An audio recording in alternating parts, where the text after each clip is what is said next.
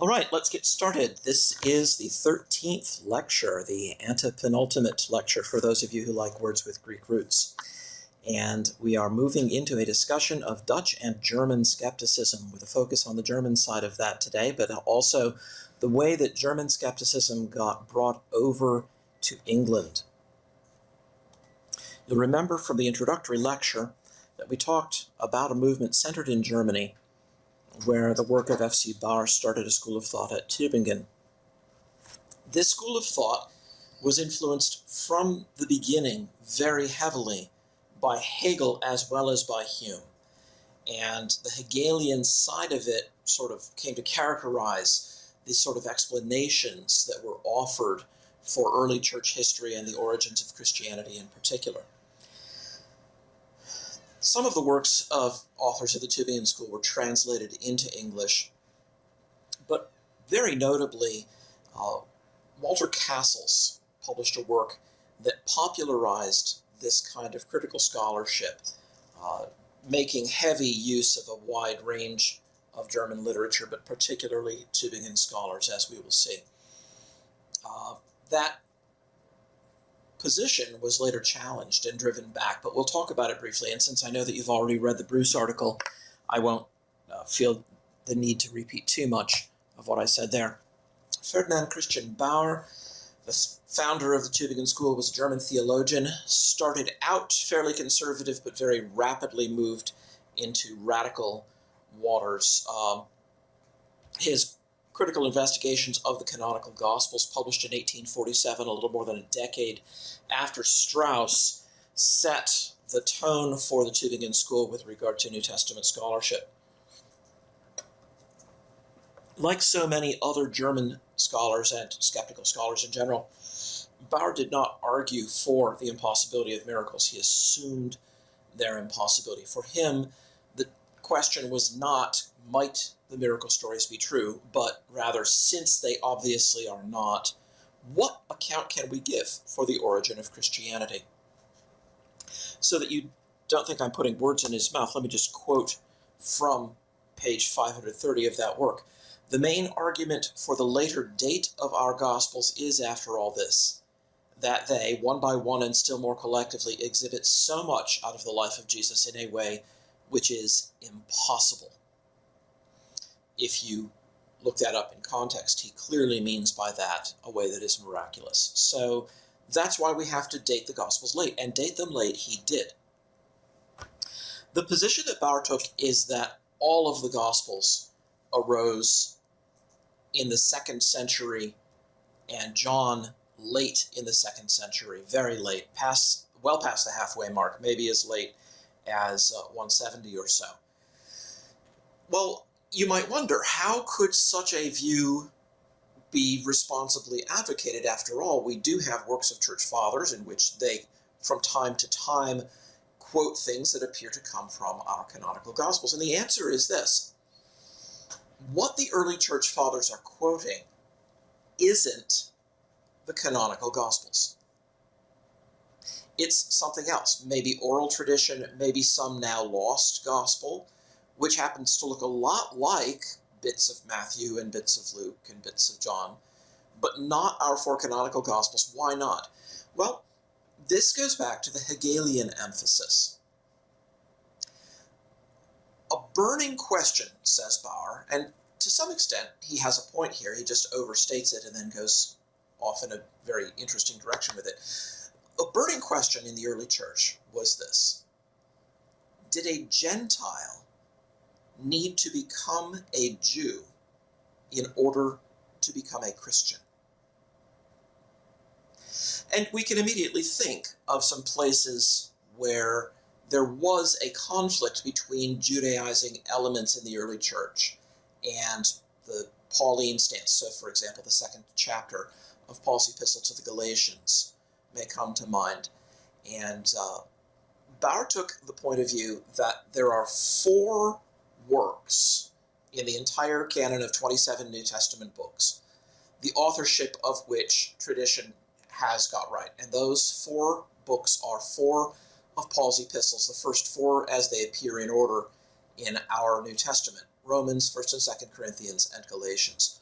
All four of those works show either directly or in some echo or outline the conflict between the Judaizing element who said Gentiles must become Jews to become Christians, and the Pauline faction which said no, they do not need to become Jews in order to become Christians.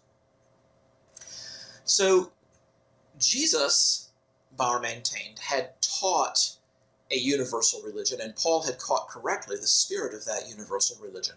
However, James and other leaders in Jerusalem did not see that, and so there's a conflict that arises here. A thesis, Jesus' original teaching, and an antithesis, the Judaizing tendency of some of the early church leaders, which must be synthesized. Well, how was it synthesized? The synthesis took place in the 2nd century, and particularly in the writing of the book of Acts. So there are two aspects of the book of Acts that are of central importance in this question. One of them is the Jerusalem Council in Acts chapter 15, and other is the narrative of Peter's dream and his visit to Cornelius. In the story of Peter's dream and his visit to Cornelius, Peter is rebuked for thinking that Cornelius has to become a Jew like him and follow Jewish dietary laws in order to follow Christ. In the Jerusalem Council, very light burdens are laid upon the Gentiles, no burdens that would match the extensive set of requirements that the Jewish Pharisees would have laid upon themselves. Both of those accounts in the book of Acts are sheer fabrications, according to Baur. But they're fabrications with a tendency, a tendens. And that tendency is an attempt to smooth over the conflict, to create a new synthesis of a Christianity in which the warring factions can find peace with one another, which they much need in order to withstand the persecution that they're facing in the 2nd century. So everything is tendence, everything is tendency.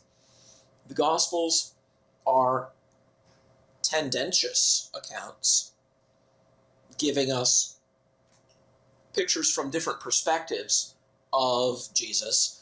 They are 2nd century documents. They're not written by followers of Jesus. In all likelihood, they're not written by anyone who knew any followers of Jesus. Instead, they exhibit literary schools of thought that are attempting to come to terms with the oral history of Jesus and to cast it in their own terms and take sides in the great Hegelian conflict. All of it is underwritten, though, by this leading principle, that the Gospels exhibit so much out of the life of Jesus in a way which is impossible, and therefore we must set them aside. Baur's scholarship is an elaborate exercise in reading between the lines. In the eyes of his admirers, he was a genius at reading between the lines and could find the most subtle differences and tensions there.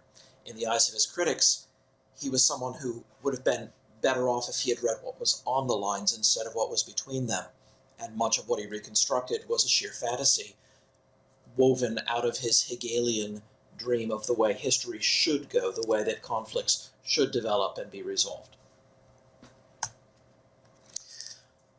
One of Baur's followers who wrote very extensively was Hilgenfeld.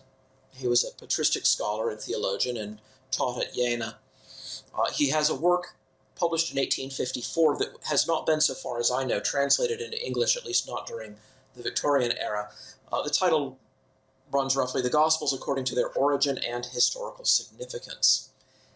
And in that, he takes Baur's position, reworks it, but it worries a little bit about the dating issues.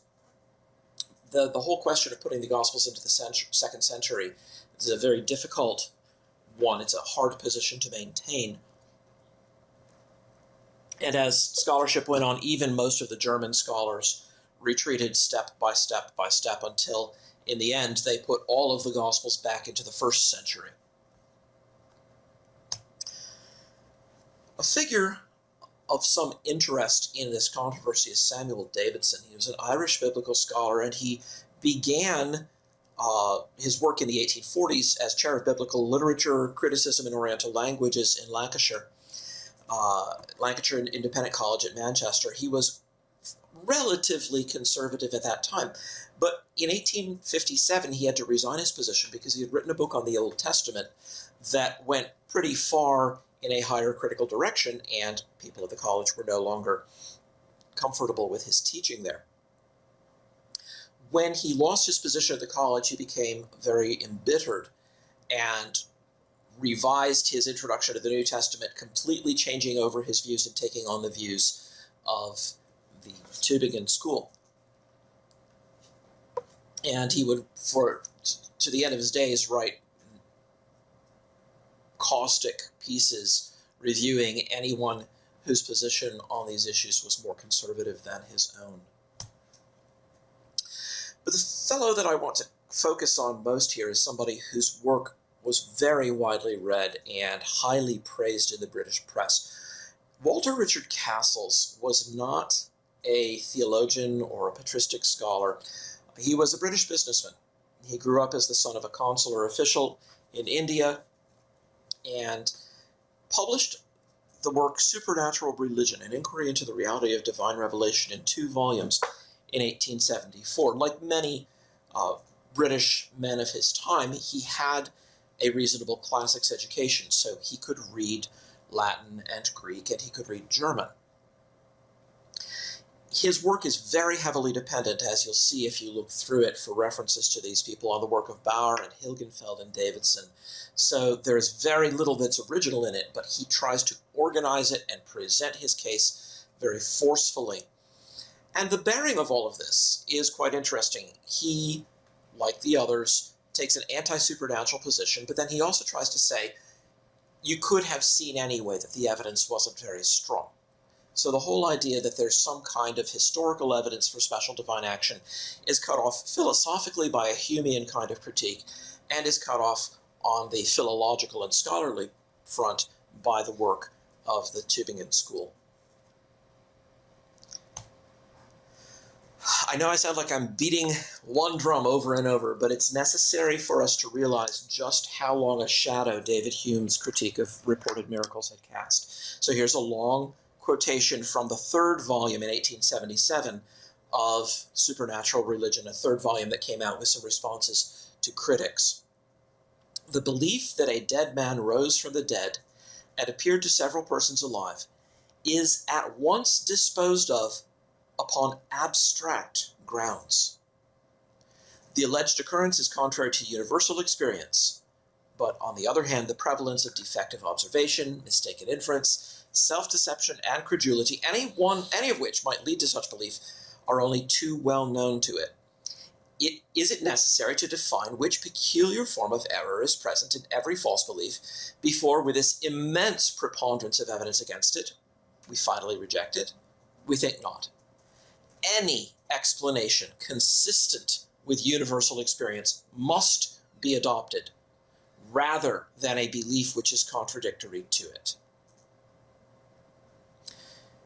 You need only go back and glance over Hume's essay of miracles in his Philosophical Essays of 1748 to see the enormous dependence of Cassels here on Hume. Direct, probably, but also filtered through people like Strauss and Baur, who were saying much the same thing.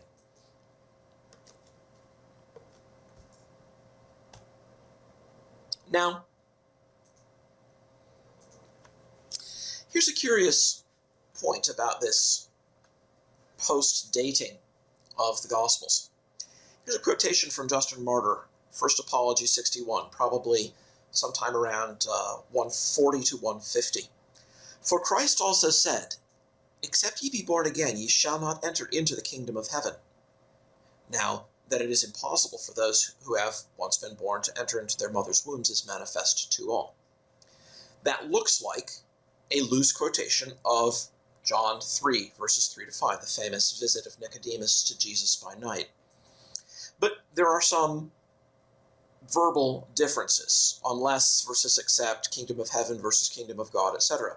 Cassels argues on the ground of the looseness of the verbal correspondence that it is not, and this is a very common mode of argument. If the quotation is not exact, then it didn't come from our canonical Gospels because, after all, if they had the canonical Gospel before them, they would have quoted the exact words. That's the argument.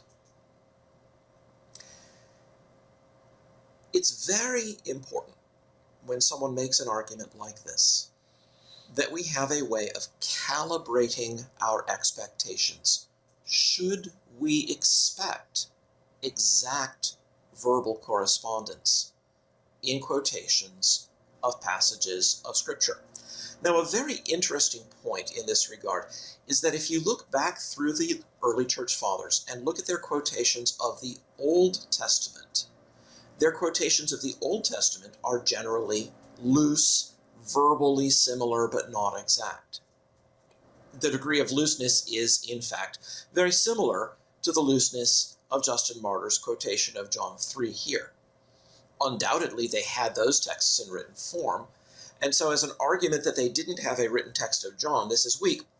But remember, Cassels, following Baur, places the Gospel of John late in the 2nd century, and it therefore didn't exist to be available to Justin Martyr for quoting. So he has to explain away this quotation. Cassels' position here was treated with contempt by scholars.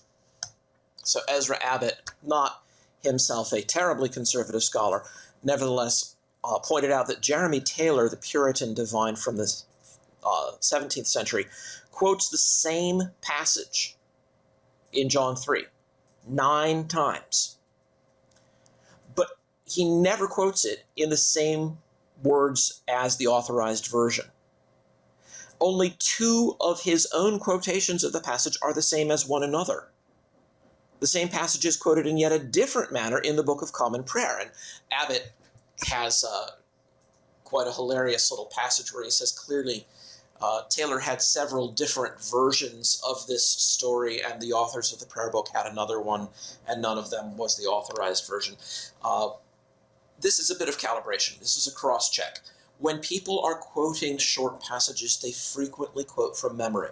And in quotations from memory, we frequently paraphrase what we are recalling. So long as the sense isn't lost, we don't look for any further verbal exactness. Curiously, when the early church fathers quote long passages from the Old Testament, the degree of verbal exactness is higher than when they quote short ones. Probably the reason is that for at least some of them, they looked them up before quoting them because they were longer and would have presented something more difficult to remember, and they wanted to make sure that they were getting at least approximately the same words. So we find that short quotations are the ones most apt to have these trivial verbal changes made in them. There's a problem that the Tübingen school faced, and one that Cassels tries to engage with head-on, and here's the problem.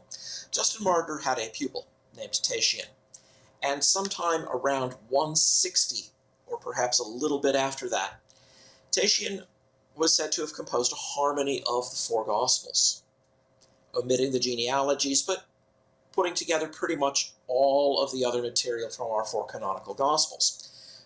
But we didn't have the text of the Diatessaron. The very name Diatessaron means through the 4. Many scholars took this for a reference to the 4 canonical Gospels, but according to the Tübingen school, the 4th Gospel at least, and maybe some of the others, didn't exist at that time, so they could hardly have had the high status required to be canonized and then to be woven together in a harmony of the Gospels in one single continuous narrative. So clearly, that couldn't be the case. What must really be the case? Well, Tatian must have put together maybe the first 3 Gospels and the Gospel of the Hebrews, which we don't have, but which conveniently enough has all of the things that church fathers were quoting loosely, except in the Gospel of the Hebrews it's very exact. So that's a hypothetical document that might have been the fourth one, but in any event, it couldn't have been the Gospel of John. That would not be possible. Cassels is quite insistent on this point and does an elaborate analysis of all of the evidence for the existence of the diatessaron and to his satisfaction explains it all away. Here is a specimen of his reasoning. The singular fact that the earliest reference to Tatian's harmony is made a century and a half after its supposed composition, that no writer before the 5th century had seen the work itself, indeed that only 2 writers before that period mentioned it at all, receives its natural explanation in the conclusion that Tatian did not actually compose any harmony at all, but simply made use of the same gospel as his master Justin Martyr, namely the gospel according to the Hebrews, by which name his gospel had been called by those best informed. Notice the language here. It's very interesting. No writer before the 5th century had seen the work itself. Those are Cassels' exact words. What can he be referring to? He wants the reader to come away with the impression that nobody who ever wrote before the 5th century had seen the work. But that can't be what he is saying unless he has a complete collection of every single work ever written, and most of those works have been lost. Of the works that we know from catalogs to have been written in the 2nd century, 85% are lost to us. We have only 15%, 3 out of 20, of the works that we know were written in the 2nd century. So there may well have been people who wrote, but whose works have not come down to us. Cassels, however, repeatedly slides between so-and-so says nothing about this and so-and-so knows nothing about this. He repeatedly takes the failure of someone to say something as a failure to know anything about it, and so turns silence into ignorance and then draws inferences from that. Again, although Theodoret, writing in the 5th century, says in the usual arbitrary manner of early Christian writers that Tatian excised from his gospel the genealogies and certain passages found in the synoptics, he offers no proof of his assertion, and the utmost that can be received is that Tatian's gospel did not contain them. Did he omit them or merely use a gospel which never included them? The latter is the more probable conclusion. Again, from Cassels. And yet again, it is obvious that there is no evidence whatever connecting Tatian's gospel with those in our canon. We know so little about that last work, indeed, that as Dr. Donaldson, one of the translators of some works of the early church fathers, frankly admits, we should not be able to identify it even if it did come down to us unless it told us something reliable about itself. Well, that was 1874. In 1888, an Arabic translation of the diatessaron was discovered, and it was published. And here are the opening lines. In the beginning was the Word, and the Word was with God, and God is the Word. This was in the beginning with God. Everything was by his hand, and without him not even one existing thing was made. In him was life, and the life is the light of men, and the light shineth in the darkness, and the darkness apprehended it not. It does not take any very great acquaintance with the Gospel of John to recognize the first few verses of the prologue. And Walter Cassels and those of his line of thought had considerable egg on their face. So the discovery of the diatessaron in 1888, or the rediscovery actually, it had been found earlier, but nobody recognized quite what it was a grave blow to Cassels and to the Tübingen dating, because what this tells us is that unquestionably Tatian was using our 4 canonical Gospels, and in fact, just as the later fathers had said, Tatian omits the genealogies but includes most of what is found in all of the Gospels except for those parts. In fact, all except for some 50 verses or so have a piece that corresponds to something in the Diatessaron. And that means that his master, Justin Martyr, when he speaks of the memoirs of the apostles and the companions of the apostles, which were read in all of the churches, is almost certainly referring to our 4 canonical Gospels. And he says that they are read everywhere where the Christian church is, and his experience stretches back nearly to the beginning of the 2nd century. So by the beginning of the 2nd century, those 4 and only those 4 were widely used. And with the discovery of the Diatessaron, it was no longer possible to dismiss the idea that these were really our canonical Gospels. But that they existed doesn't mean that they were true, right? So Cassels makes a great deal out of the argument from silence, particularly with respect to Eusebius, the church historian who lived early in the 4th century.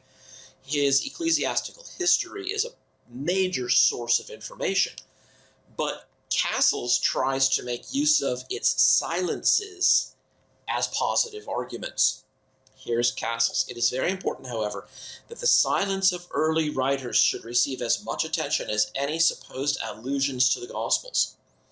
When such writers, quoting largely from the Old Testament and other sources, deal with subjects which would naturally be assisted by reference to our Gospels, and still more so by quoting such works as authoritative, and yet we find that not only do they not show any knowledge of these Gospels, but actually quote passages from unknown sources or sayings of Jesus derived from tradition, the inference must be that our Gospels were either unknown or not recognized as works of any authority at the time. That's from Volume 1 of Supernatural Religion, page 212.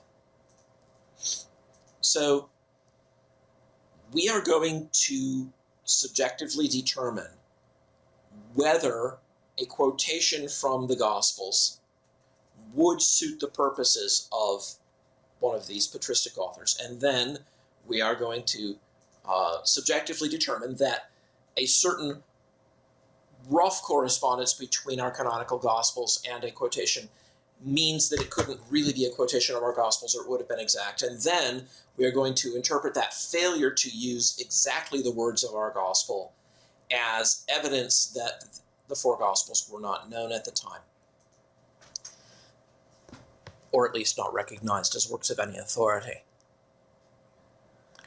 That form of argument, that argument from silence, is one of the principal methodological weapons of the destructive critics of the Tübingen school. And for that reason, it's useful, again, for us to try to calibrate our expectations. What should we expect? Can we get any kind of grip on this other than just flying by the seat of our pants?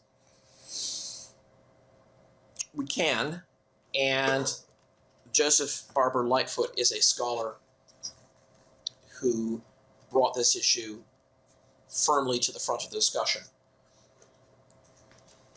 Lightfoot was the Bishop of Durham and a prominent English theologian in his time, and indeed, perhaps for all time. He was the world's leading authority on the epistles of Ignatius. Ignatius was a church father who early in the 2nd century wrote some epistles to various churches as he was on his way to Rome to be killed. And these have come down to us in various manuscript traditions. Lightfoot argued for the authenticity of a certain version of each of these 7 epistles, and did so with masterful scholarship. He answered Cassels' book in a series of essays in the Contemporary Review, and it was subsequently republished as essays on the work entitled Supernatural Religion. And I believe that we have that in the database. Right, John? Great. Excellent.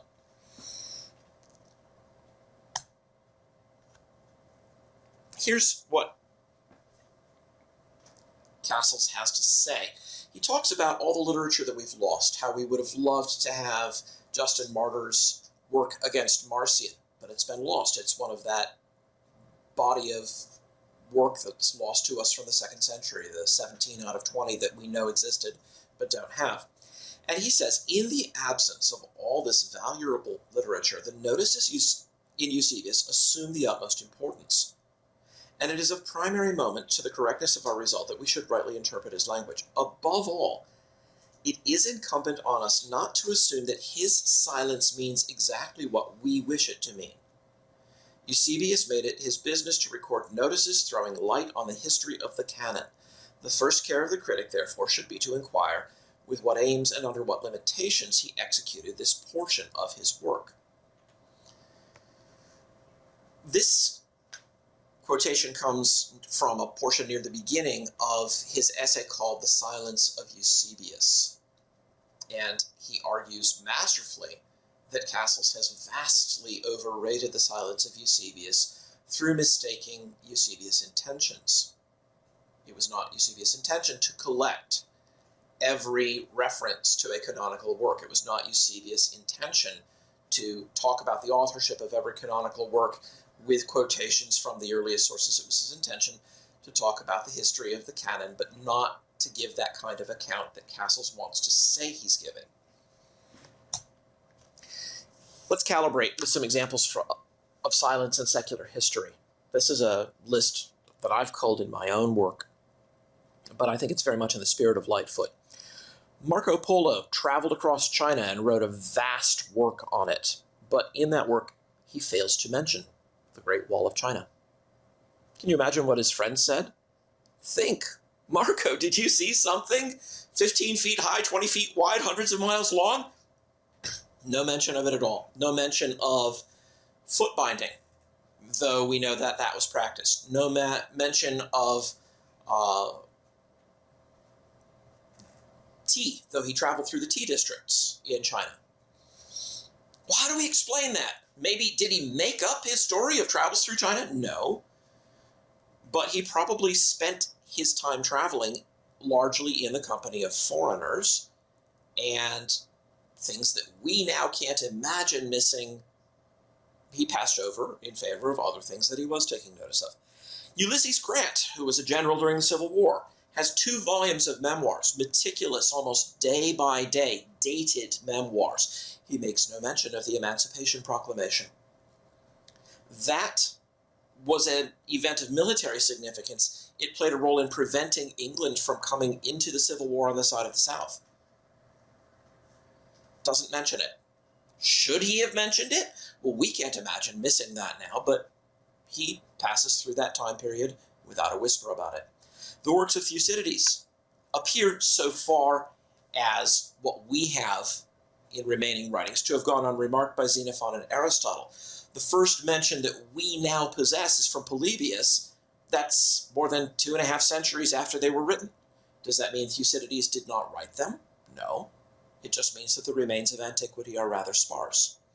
The archives of Barcelona make no mention of the triumphal entry of Columbus. Those of Portugal make no mention of the travels of Amerigo Vespucci. Pliny the Younger, who gives a vivid description of the Mount Vesuvius, the volcanic eruption that killed his uncle in the year 79, makes no mention of the destruction of Herculaneum and Pompeii. The Roman historian Suetonius also mentions the eruption, doesn't mention that these 2 towns were buried. But they were, and we know they were because we found them and we've excavated them. Francis Bacon and William Shakespeare were contemporaries. They had large literary output. Neither man mentions the other. Some conspiracy theorists take this as grounds for saying that Francis Bacon actually wrote the plays of Shakespeare. That would be funny if it weren't so sad. The same thing is true of Jeremy Taylor and John Milton. Neither Herodotus nor Thucydides nor any of their contemporaries mentions Rome, though by the 5th century BC, Rome was a flourishing city and had a treaty with Carthage across the Mediterranean at that narrowest point. Their eyes were turned elsewhere. They just don't mention it. Josephus brings up this point about Herodotus and Thucydides. I could go on with examples like this for quite a long time. The point of them is simply to help us to calibrate our expectations when we see silence in an author, when an author fails to mention something we can't imagine leaving out. There are many reasons to leave something out. There are not so many reasons to put it in. If you put it in, either you think it happened, or you are deliberately trying to deceive your readers because you don't think it happened and you're saying it did anyway. If you leave it out, maybe you mentioned it in a previous work, which we have now lost. If you leave it out, then maybe it just didn't seem as important to you as it does here all these centuries later to us.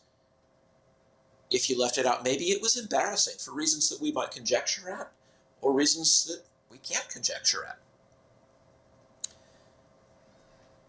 Eusebius writes a history of the Emperor Constantine, but omits all mention of the fact that Constantine had his wife and one of his sons killed. Why did he leave it out? Well, there we can say, okay, we get that. That was embarrassing. But what might have been embarrassing to another writer that we don't know about? We can't presume. Many things are omitted by historical writers. The argument from silence, the argumentum ex silentio, is the most treacherous of all methodological principles. I want to give you an example of one of Cassels' footnotes so that you have some sense of how his work seemed to people at the time. So just stare in blank wonder at the stupendous detail, all of the abbreviations and references to Lampe and Lardner and Beausobre and Mosheim and Ernesti and Weissman and Heumann and Schreck and da-da-da-da-da. The eye boggles. This is one of his footnotes with respect to the Ignatian epistles. The book is full of material like this. And this is one of the reasons that it was considered to be such an enormously important piece of work and such a scholarly piece of work in the press. So in 1874, when it came out, people rushed to write articles praising the massive scholarship of this anonymous author. In fact, it was rumored that it had been authored by a particular bishop, which of course it had not, and the bishop indignantly retorted that he had had nothing to do with the work and would not have, but there it is. So you can see what an impression would be made by a work in which this is only one of hundreds of footnotes. It's an impression of just massive scholarship, irresistible. It's Cassels' misfortune that he dumps a bunch of these footnotes into his book on the subject of the Ignatian epistles. So in his essays on the work entitled Supernatural Religion, Lightfoot takes this footnote apart. And here's what he says. This is doubtless one of those exhibitions of learning which have made such a deep impression on the reviewers. Certainly, as it stands, this note suggests a thorough acquaintance with all the bypaths of the Ignatian literature and seems to represent the gleanings of many years' reading. It is important to observe, however, that every one of these references, except those which I have included in brackets, is given in the appendix to Cureton's Vindici Ignatii, where the passages are quoted in full. In other words, it would take about 10 minutes for Cassels to have transcribed 2/3 of his references simply by rummaging through Cureton. Moreover, several of the writers mentioned in this note express opinions directly opposed to that for which they are quoted. Walton, for instance, defends the genuineness of the Vossian epistles very decidedly and at some length against Whiston, whose Arianism led him to prefer the long recension. Weissman declares that the authenticity and genuineness of the epistles had been demonstrated clearly and solidly by Pearson and others, so that no valid objections remain affecting the main question. Thiersch, again, who wrote after the publication of Cureton's work, uses the 3 Syriac epistles as genuine, his only doubt being whether he ought not to accept the Vossian epistles and regard the Curetonian as excerpts. Of the rest, a considerable number, as for instance Lardner, Beausobre, Schreck, Griesbach, Kestner, Neander, and Baumgartner Orosius, with different degrees of certainty or uncertainty, pronounce themselves in favor of a genuine nucleus. In other words, Cassels was bluffing. I am sorry to have delayed my readers with an investigation which, if I may venture to adopt a phrase for which I am not myself responsible, scarcely rises above the correction of an exercise. But these notes form a very appreciable and imposing part of the work, and their effect on its reception has been far from inconsiderable, as the language of the reviewers will show. It was therefore important to take a sample and test its value. I trust that I may be spared the necessity of a future investigation of the same kind.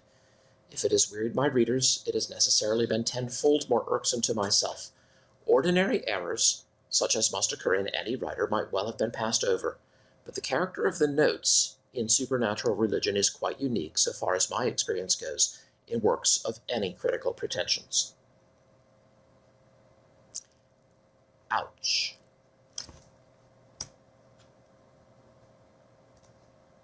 There's some further resources that John can tell you if they're located in our library yet. If they are not, the links here in the slides are hyperlinks, and they will all work for you. George Park Fisher is writing before Cassels and deals directly with Baur. Kennedy is a brief work. If you omit the publisher's catalog at the back, it's less than 100 pages, that was published almost immediately on the heels of Cassels' book.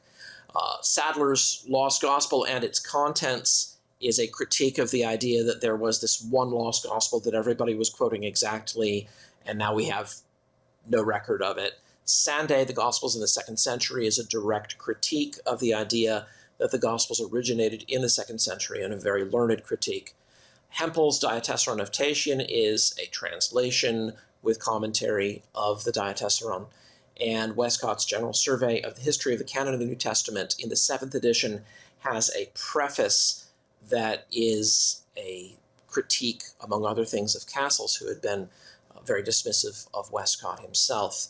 And so from pages 13 to 42, you have a discussion of Cassels directly there, and I think it's pretty masterful. If it were not for the fact that Lightfoot's book exists, Westcott might be the first place that I would direct you, but with Lightfoot's book out there, there's, that should be your first point of reference. That wraps up what we've got for today.